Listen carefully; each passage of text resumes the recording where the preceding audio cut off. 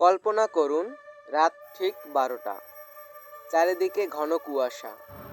হঠাৎ দূর থেকে একটি পুরনো জমিদার বাড়ির ভাঙা জানালায় ক্ষীণ আলো জ্বলে উঠল। কিন্তু সেই বাড়িতে গত 50 বছর ধরে কেউ থাকে না। প্রতি অমাবস্যার রাতে কেউ একজন জানালার পাশে দাঁড়িয়ে থাকে। যারা তাকে দেখতে পেয়েছে তাদের অনেকেই আর স্বাভাবিক জীবনে ফিরতে পারেনি। আজ আমি আপনাদের শোনাবো সেই ভয়ঙ্কর রাতের গল্প।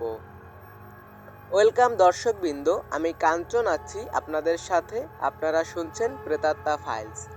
ভয় দৌড়াবে শিরায় শিরায়। গ্রামের সবাই সেই জমিদার বাড়ির নাম শুনলেই ভয়ে কেঁপে উঠত।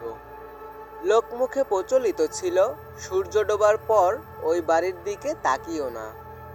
কিন্তু শহর থেকে আসা 4 বন্ধু এসব গল্পকে কুসংস্কার বলে উড়িয়ে দিল। তারা সিদ্ধান্ত নিল আজ রাতেই ওই বাড়িতে ঢুকবে। গ্রামের এক বৃদ্ধ অনেক অনুরোধ করলেন, যেও না বাবা, যারা গেছে তারা কিছু না কিছু হারিয়ে ফিরে এসেছে।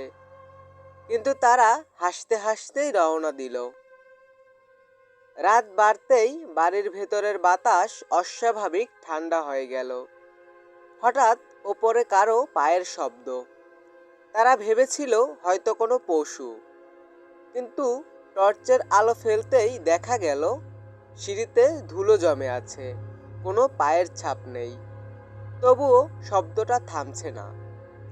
একটি পুরনো ঘরে তারা একটি বিশাল আয়না দেখতে পেল।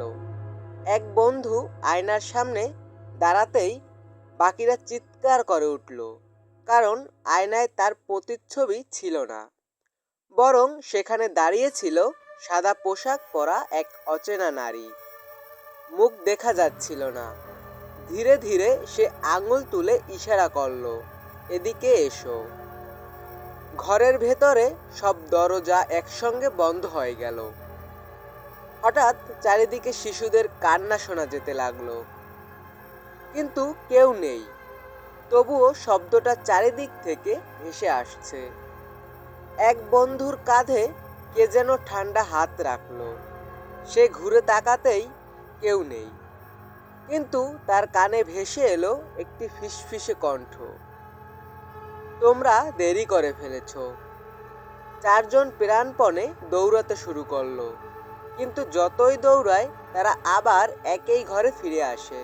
দরজা খুলে বেরোলেই আবার সেই একই করিডোর। ঘড়ির কাঁটা রাত 3টা 33 থেমে গেল। তারপর পুরো বাড়ি জুড়ে এক বিকট হাসির শব্দ। ভোরের প্রথম আলো ফুটতেই গ্রামের মানুষ বাড়ির সামনে এলো। দেখল 4 জনের মধ্যে মাত্র একজন বাইরে বসে আছে, কিন্তু সে কথা বলতে পারছে না। তার চোখ স্থির হয়ে আছে বাড়ির ভাঙা জানালার দিকে। হঠাৎ সে কাপা গলায় বলল, ওরা এখনো ভেতরেই আছে। সবাই বাড়ির ভিতরে ঢুকে খুঁজতে শুরু করলো।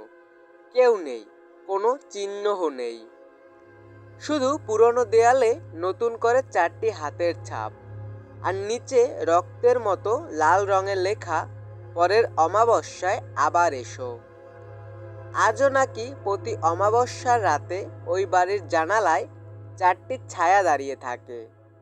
আপনি যদি কোনোদিন এমন একটি পরিত্যক্ত বাড়ির সামনে দাঁড়ান, তাহলে মনে রাখবেন, সব দরজা মানুষের জন্য তৈরি হয় না।